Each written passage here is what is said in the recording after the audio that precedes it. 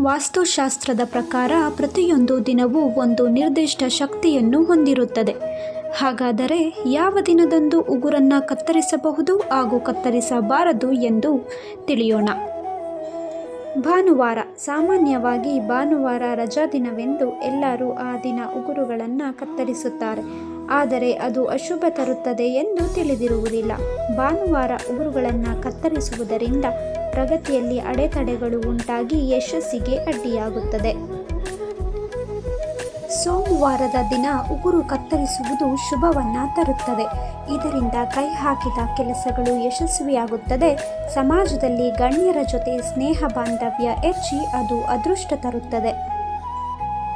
ಮಂಗಳವಾರ. ಜ್ಯೋತಿಷ್ಯ ಶಾಸ್ತ್ರದ ಪ್ರಕಾರ ಉಗುರು ಕತ್ತರಿಸುವುದು ನಿಷೇಧಿಸಿದೆ. ಮಂಗಳವಾರ ಉಗುರು ಕತ್ತರಿಸುವುದರಿಂದ ಸಾಲ ಹೆಚ್ಚಾಗುತ್ತದೆ ಹಾಗೂ ಆರ್ಥಿಕ ಸ್ಥಿತಿ ಹದಗೆಡುತ್ತದೆ.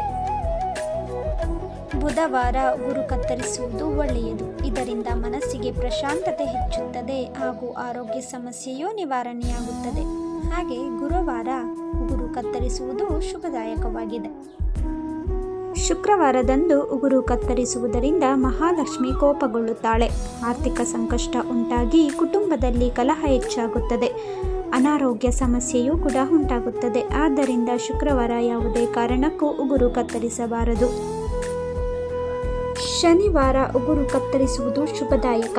ಇದರಿಂದ ಧನಾಭಿವೃದ್ಧಿ ಆಗುವುದರ ಜೊತೆಗೆ ಶನಿದೇವರ ಕೃಪೆಯೂ ಸಿಗುತ್ತದೆ.